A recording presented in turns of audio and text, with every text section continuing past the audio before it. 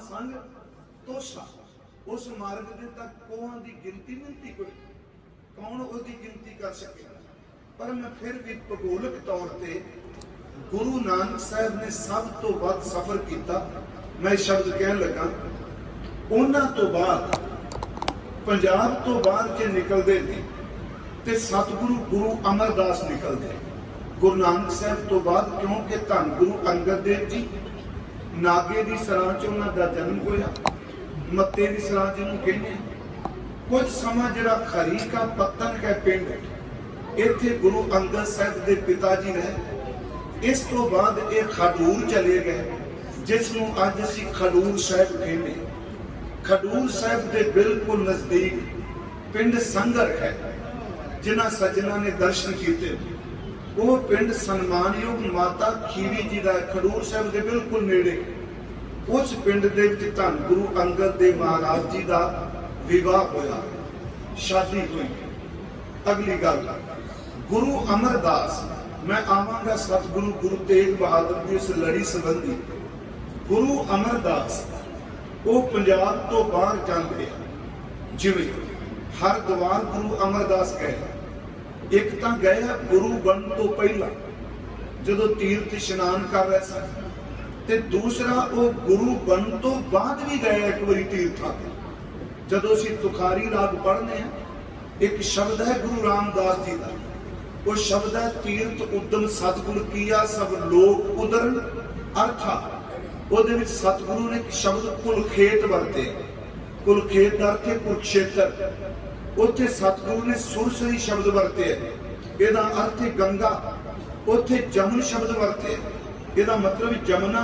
कि धन गुरु अमरदास महाराज वो तीर्थां ते गए, पर नाल स्पष्ट कर दिता कि गुरु अमरदास तीर्थां ते पाप लैण नाल नहीं, सच ये कि तीर्थां ते बैठे जेड़े पाप कमाते ने उन्होंने धर्म कमान की जाच दस गए।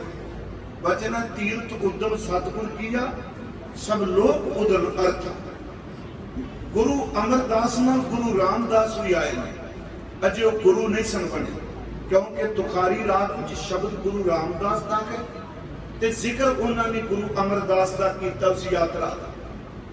मैनू इंज लगता है कि उस तो बाद ज्यादा सफर गुरु नानक साहब जिन्हां ते नहीं, उस तो बाद फिर गुरु हरगोबिंद साहब बाहर निकल गया पंजाब। जिवें आप जी दे नानक मता साहब हजूर आ गया, आप कश्मीर जाने ते कश्मीर श्रीनगर धन गुरु हरगोबिंद साहब जी के अस्थान ने, माता भाग भरी का अस्थान। एक अस्थान है कश्मीर तो जदों पाकिस्तान में मुजफ्फराबाद जाएगी, वो हिस्टरी चो बड़ा घट जिक्र है। मैं उस जगह ते गया हाँ, ते बाबा हरबंस सिंह उन्होंने जेडे साथी सेवादार ने वो कार सेवा कराते हैं। उस गुरुद्वारा बिल्कुल दरिया के उत्ते पहाड़ी ते गए, ते उस गुरुद्वारे का नाम है परम पिला। बड़ा अचंभा जिहा लगेगा भी साखी की गल मैं थोड़ी कर लगा। वो परम पिला गुरुद्वारा असी गए, फौजी वीर मिल गए, वो सानू 0 पॉइंट तक ले गए। सरदार जी सन बहुत प्यार किया उन्होंने, बारामूला के वसनीक सन। वो मुजफ्फराबाद जिहड़ा बॉर्डर है सानू उस थां ते ले गए। ते सच ये वे कि जदों परम पिला गुरुद्वारा के नजदीक गए ते साडे शरीर का रंग पीला पैना शुरू हो गया। उन्होंने परम पिला कहते।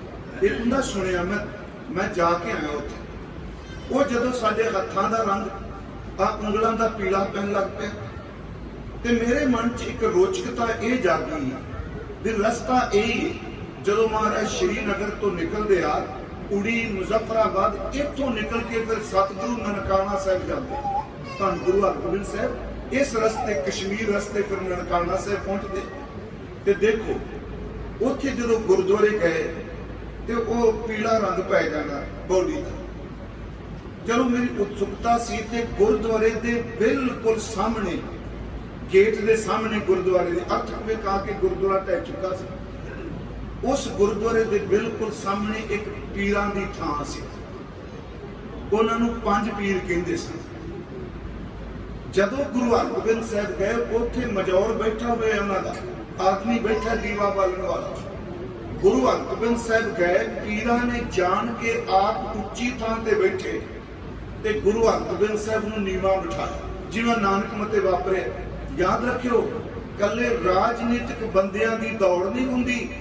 ਜਿਹੜੇ ਬੰਦੇ ਪਰਮਾਰਥ ਨੂੰ ਖੌਮੇ ਲਈ ਕਮਾਨ ਲੱਗ ਪੈਣ, ਉਹ ਰਾਜਨੀਤਿਕਾਂ ਨਾਲੋਂ ਜ਼ਿਆਦਾ ਖੌਮੇ ਚ ਗ੍ਰਸਿਤ ਹੁੰਦੇ। ਉਹ ਬਰਦਾਸ਼ਤ ਨਹੀਂ ਕਰਦੇ ਮੇਰੇ ਬਰਾਬਰ ਕੋਈ ਹੋ, ਤੇ ਇਹ ਸੱਚ ਹੈ। ਉਹਨਾਂ ਦਾ ਮਤਲਬ ਇਹ ਸੀ, ਗੁਰੂ ਹਰਗੋਬਿੰਦ ਸਾਹਿਬ ਨੂੰ ਨੀਵੇਂ ਬਿਠਾਓ, ਰੱਬ ਦੀ ਕਰਨੀ ਮਹਾਰਾਜ ਵਾਲਾ ਪਾਸਾ ਉੱਚਾ ਹੋ ਜਾਏ। ਉਹਨਾਂ ਦਾ ਨਿਵਾ ਦੋ ਗੱਲਾਂ ਮੈਂ ਆਪਣਾ ਸਾਂਝੀਆਂ ਕਰਨੀਆਂ ਨੇ, ਤੁਸੀਂ ਦੇਖ ਸਕਦੇ ਹੋ। ਕਦੇ ਬਾਬਾ ਬੰਦ ਸਿੰਘ ਜੀ ਦੇ ਕੋਈ ਸਿੰਘ ਮਿਲੇ, ਸੇਵਾਦਾਰ ਜਥੇ ਦੇ ਪੁੱਛਿਓ, ਉੱਥੇ ਇੱਕ ਪੀਰ ਉੱਡਣ ਲੱਗ ਪਿਆ, ਕਰਾਮਾਤੀ ਸੀ। ਉਹ ਉੱਡਣ ਲੱਗ ਪਿਆ ਜੀ ਮਹਾਰਾਜ ਨੂੰ ਡਰਾਉਣ ਲਈ, ਤੇ ਮਹਾਰਾਜ ਜੀ ਨੇ ਇੱਕ ਸ਼ਬਦ ਕਹਿ ਦਿੱਤਾ, ਕਹਿਣ ਲੱਗੇ, ਰੱਬ ਨੇ ਧਰਤੀ ਤੇ ਪੈਰ ਦਿੱਤੇ ਸਨ ਤੁਰਨ ਲਈ, ਤੈਨੂੰ ਉੱਡਣ ਦਾ ਸ਼ੌਂਕ ਹੈ, ਯਾਦ ਰੱਖੀ ਇਸ ਜ਼ਮੀਨ ਨੇ ਤੈਨੂੰ ਥਾਂ ਨਹੀਂ ਦੇਣੀ। ਦੂਜੀ ਗੱਲ, ਰਾਤੀ ਵੀ ਸੀ ਕਿਤੇ ਇੱਕ ਅੱਗ ਕੱਢੇ ਡਰਾਉਣ ਲਈ, ਹਜ਼ੂਰ ਨੇ ਸਬੈਕਨ ਕਹਿ ਦਿੱਤਾ, ਸਰਾਪ ਨੇ ਸਬੈਕਨ ਕਹਿ ਦਿੱਤਾ, ਤੈਨੂੰ ਅੱਗ ਦਾ ਸ਼ੌਂਕ ਹੈ ਤੇ ਅੱਗ ਲੱਗਦੀ ਰਹੇਗੀ। ਜਦੋਂ ਅਸੀਂ ਗਏ ਤੇ ਮਨ ਚ ਆਇਆ ਵੀ ਇਹ ਮਿੱਥ ਤੇ ਨਹੀਂ, ਕਿਉਂਕਿ ਅੱਜ ਕੱਲ ਬੰਦਾ ਸੁਣ ਕੇ ਬੜਾ ਤਾਰਕਿਕ ਬਣ ਜਾਂਦਾ ਕਿ ਬੁੱਧੀ ਦੇ ਗੱਲ ਤੇ ਉੱਥੇ ਫਿਰ ਜਦੋਂ ਅਸੀਂ ਗਏ ਤੇ ਕਸ਼ਮੀਰ ਦੇ ਸਿੱਖਾਂ ਨੇ ਦੱਸਿਆ, ਗੁਰੂ ਹਰਗੋਬਿੰਦ ਸਾਹਿਬ ਚਲੇ ਗਏ। ਜਿਹੜਾ ਬੰਦਾ ਉੱਡਦਾ ਸੀ ਪੀਰ, ਉਹਦੀ ਜਦੋਂ ਮੌਤ ਹੋਈ, ਉਹਦੀ ਕਬਰ ਖੋਦ ਕੇ ਜਦੋਂ ਉਹਦਾ ਤਾਬੂਤ ਉਹਨੂੰ ਕਬਰ 'ਚ ਰੱਖਣ ਲੱਗੇ, ਸਵੇਰੇ ਕਬਰ ਦੇ ਵਿੱਚ ਖਾਕ ਦੇ ਸਬੁਰਦ ਕੀਤਾ, ਰਾਤ ਨੂੰ ਕਬਰ ਪਾਟ ਕੇ ਤਾਬੂਤ ਦੇ ਉੱਤੇ ਆ। ਇਹ ਵਾਪਰਦਾ ਹੈ। ਉਹਨੂੰ ਜ਼ਮੀਨ 'ਚ ਥਾਂ ਨਹੀਂ ਸੀ ਮਿਲ ਰਹੀ, ਕਿਉਂਕਿ ਗੁਰੂ ਦਾ ਬਚਨ ਹੈ। ਉਹਨਾਂ ਬੜੇ ਯਤਨ ਕੀਤੇ, ਫਿਰ ਕਿਸੇ ਨੇ ਕਿਹਾ ਮੱਕੇ ਨੂੰ ਲੈ ਚੱਲੋ, ਕਿਉਂਕਿ ਤੁਹਾਨੂੰ ਪਤਾ ਹੈ ਵੀ ਕੁਝ ਧਰਮਾਂ ਵਿੱਚ ਮੌਜੂਦੇ ਤੇ ਕਰਾਮਾਤ ਨੂੰ ਹੀ ਪਰਮਾਰਥ ਸਮਝਿਆ ਜਾਂਦਾ ਹੈ, ਪਰ ਗੁਰਮਤਿ ਵਿੱਚ ਇਹਦੀ ਕੋਈ ਥਾਂ ਨਹੀਂ। ਜਿਵੇਂ ਜੇ ਤੁਸੀਂ ਕਰਾਮਾਤ ਦਿਖਾਓ, ਇਸੇ ਕਰਕੇ ਗੁਰੂ ਗੋਬਿੰਦ ਸਿੰਘ ਜੀ ਨੇ ਕਿਹਾ ਕਿ ਮੇਰੇ ਬਾਪੂ ਨੇ ਸਿਰ ਦੇ ਦਿੱਤਾ ਪਰ ਕਰਾਮਾਤ ਨਹੀਂ ਦਿਖਾਈ। ਨਾਟਕ ਚੇਟਰ ਕੀਏ ਕੋ ਕਾਜਾ, ਪ੍ਰਭ ਲੋਗਨ ਕਹਿ ਆਵਤ ਲਾਜਾ।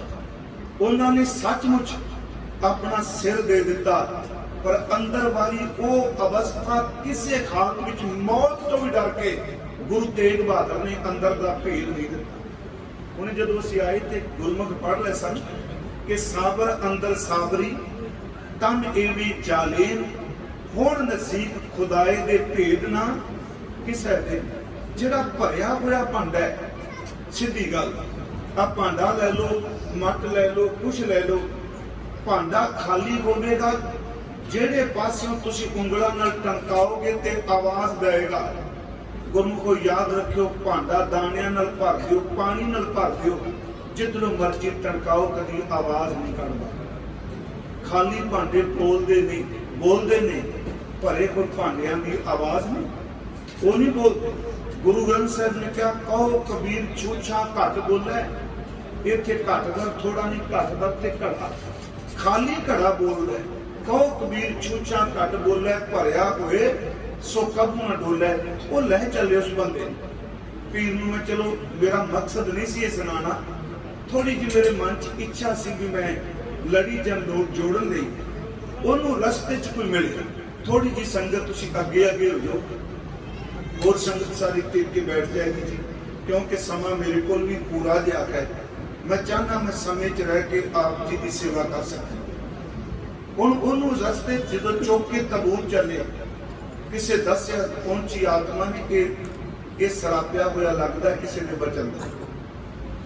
ਹੈਰਾਨ ਹੋ ਗਏ, ਅੱਜ ਤੱਕ ਉਹਦਾ ਤਾਬੂਤ ਸੰਗਲ ਨਾਲ ਬੰਨ ਕੇ ਰੁੱਖ ਉੱਤੇ ਟੰਗਿਆ ਹੋਇਆ। ਉੱਥੇ ਮਸਜਿਦ ਬਣ ਚੁੱਕੀ। ਵੈਸੇ ਹੁਣ ਤਾਂ ਹਾਲਾਤ ਹੋ ਜਾਣ ਕਰਕੇ ਸਾਡੇ ਨਾਲ ਇੱਕ ਦੋ ਸੰਪਰਦਾਵਾਂ ਦੇ ਮੁਖੀ ਸਨ, ਜਥੇਦਾਰ ਅਕਾਲ ਤਖਤ ਸਨ, ਉਹ ਖੁਦ ਅੱਖਾਂ ਨਾਲ ਦੇਖ ਕੇ, ਜਿਹਨੂੰ ਕਿਹਾ ਤੈਨੂੰ ਅੱਗ ਲੱਗਦੀ ਰਹੇਗੀ, ਇਹੀ ਸ਼ਬਦ ਕਿਹਾ, ਤੈਨੂੰ ਅੱਗ ਦਾ ਸ਼ੌਂਕ ਹੈ। ਉਹਦੀ ਜਿਹੜੀ ਕਬਰ ਹੈ ਉਹ ਪਾਕਿਸਤਾਨ ਵਾਲੇ ਪਾਸੇ ਹੈ, ਮੁਜ਼ੱਫਰਾਬਾਦ ਵਾਲੇ ਪਾਸੇ ਵੀ। ਉੱਥੋਂ ਬਾਰੇ ਉਹ ਕਹਿੰਦੇ ਸਨ ਸਾਲ ਵਿੱਚ ਇੱਕ ਵਾਰੀ ਉਹਦੀ ਕਬਰ ਨੂੰ ਅੱਗ ਜ਼ਰੂਰ ਲੱਗਦੀ। ਗੁਰੂ ਨੇ ਸ਼ਰਾਪ ਨਹੀਂ ਦਿੱਤਾ, ਸੁਤੇ ਸਿੱਧ ਬੋਲ ਕੇ ਮੈਂ ਸਿਰਫ ਇੱਕ ਬੇਨਤੀ ਕਰਾਂਗਾ ਕਿ ਗੁਰੂ ਹਰਗੋਬਿੰਦ ਸਾਹਿਬ ਸਫ਼ਰ ਕੀਤਾ, ਉਹਨਾਂ ਤੋਂ ਬਾਅਦ ਜੇ ਲੰਬੇਰਾ ਸਫ਼ਰ ਕੀਤਾ ਤੇ ਧੰਨ ਗੁਰੂ ਤੇਗ ਬਹਾਦਰ ਮਹਾਰਾਜ ਜੀ ਨੇ ਕੀਤਾ। ਉਸ ਵਿੱਚ ਇੱਕ ਤਾਂ ਮਾਲਵਾ ਰਟਨ, ਇੱਕ ਸਾਖੀ ਪੋਥੀ ਵੀ ਹੈ ਮਾਲਵਾ ਰਟਨ ਦੀ। ਤੇ ਜਦੋਂ ਤੁਸੀਂ ਹਰਿਆਣੇ 'ਚ ਜਾਂਦੇ ਹੋ, ਜ਼ਿਆਦਾਤਰ ਗੁਰੂ ਤੇਗ ਬਹਾਦਰ ਸਾਹਿਬ ਦੇ ਗੁਰਦੁਆਰੇ ਜਾਟਾਂ ਦੇ ਪਿੰਡਾਂ ਵਿੱਚ ਮਿਲਦੇ। ਹਰਿਆਣੇ 'ਚ ਬਹੁਤ ਜ਼ਿਆਦਾ ਗੁਰਦੁਆਰੇ ਜਾਟਾਂ ਦੇ ਪਿੰਡਾਂ 'ਚ ਮਿਲਦੇ ਆ, ਸਿੱਖਾਂ ਦਾ ਇੱਕ ਵੀ ਘਰ ਨਹੀਂ ਹੁੰਦਾ। ਗੁਰੂ ਤੇਗ ਬਹਾਦਰ ਸਾਹਿਬ ਨੂੰ ਜਾਟ ਬਹੁਤ ਮੁਹੱਬਤ ਕਰਦੇ ਸਨ। ਸਤਿਗੁਰੂ ਗੁਰੂ ਤੇਗ ਬਹਾਦਰ ਸੱਚੇ ਪਾਤਸ਼ਾਹ ਪੂਰਬ ਤੱਕ ਗਏ, ਢਾਕੇ ਗਏ, ਅਸਾਮ ਗਏ, ਹਜ਼ੂਰ ਵਾਪਸ ਫਿਰ ਅਨੰਦਪੁਰ ਸਾਹਿਬ ਆਏ। ਗੁਰੂ ਤੇਗ ਬਹਾਦਰ ਸਾਹਿਬ ਨੇ ਯਾਤਰਾ ਵੀ ਕੀਤੀ ਤੇ ਉਹਨਾਂ ਨੇ ਆਪਣੇ ਸਮੇਂ ਜਦੋਂ ਗੁਰਤਾ ਗੱਦੀ ਤੇ ਅਸੀਨ ਹੋਏ 1664 ਤੋਂ ਲੈ ਕੇ 11 ਨਵੰਬਰ 1675 ਤੱਕ ਗੁਰੂ ਤੇਗ ਬਹਾਦਰ ਗੁਰਤਾ ਗੱਦੀ ਤੇ ਵਿਰਾਜਮਾਨ ਰਹੇ। 1664 ਨੂੰ ਗੁਰੂ ਹਰਕ੍ਰਿਸ਼ਨ ਸਾਹਿਬ ਨੇ ਦਿੱਲੀ ਆਪਣਾ ਚੋਲਾ ਬਦਲਿਆ, ਜੋਤੀ ਜੋ ਸਮਾਏ, ਇੱਥੇ ਸ਼ਬਦ ਕਿਹਾ ਬਾਬਾ ਬਸੇ ਗ੍ਰਾਮ ਬਕਾਲੇ। 1664 ਤੋਂ ਲੈ ਕੇ ਵੈਗੁਰੂ 1664 ਤੋਂ ਲੈ ਕੇ 1675 ਤੱਕ ਗੁਰੂ ਤੇਗ ਬਹਾਦਰ ਗੁਰਤਾ ਗੱਦੀ ਤੇ ਰਹੇ। ਉਹਨਾਂ ਨੇ ਆਪਣੇ ਸਮੇਂ ਵਿੱਚ ਇੱਕ ਤਾਂ ਆਨੰਦਪੁਰ ਸ਼ਹਿਰ ਵਸਾਇਆ ਗੁਰੂ ਤੇਗ ਬਹਾਦਰ ਸਾਹਿਬ ਦਾ, ਦੂਜਾ ਜੋੜਾ ਉਹਨਾਂ ਨੇ ਆਪਣੀ ਰਸਨਾ ਤੋਂ ਬਾਣੀ ਉਚਾਰਨ ਕੀਤੀ, ਜਿਹੜੀ ਮੈਂ ਇਸ ਟੂਰ ਤੇ ਬੇਨਤੀ ਕਰ ਰਿਹਾ ਕਿ ਉਹਨਾਂ ਨੇ 15 ਰਾਗਾਂ ਵਿੱਚ ਆਪਣੇ ਮੁਖ ਤੋਂ ਬਾਣੀ ਉਚਾਰਨ ਕੀਤੀ। 14 ਰਾਗ ਜਿਹੜੇ ਪਹਿਲੇ ਗੁਰੂ ਸਾਹਿਬਾਨ ਨੇ ਵਰਤੇ ਸਨ, ਗੁਰੂ ਤੇਗ ਬਹਾਦਰ ਨੇ ਉਸ ਰਾਗਾਂ ਨੂੰ ਆਧਾਰ ਬਣਾਇਆ। ਇੱਕ ਰਾਗ ਜੈਜਾਵੰਤੀ, ਜਿਹੜੇ ਗੁਰਮੁਖ ਪਾਠ ਕਰਦੇ ਨੂੰ ਪਤਾ ਹੈ 31 ਰਾਗਾਂ ਵਿੱਚੋਂ ਸਿਰਫ ਇੱਕ ਜੈਜਾਵੰਤੀ ਰਾਗ ਹੈ ਜਿਸ ਨੂੰ ਗੁਰੂ ਤੇਗ ਬਹਾਦਰ ਨੇ ਕੇਵਲ ਉਚਾਰਨ ਕੀਤਾ। ਉਸ ਤੋਂ ਇਲਾਵਾ ਉਹਨਾਂ ਤੋਂ ਇਲਾਵਾ ਕਿਸੇ ਗੁਰੂ ਸਾਹਿਬਾਨ ਨੇ ਜੈਜਾਵੰਤੀ ਰਾਗ ਵਿੱਚ ਬਾਣੀ ਦੀ ਉਚਾਰਨ ਕੀਤੀ।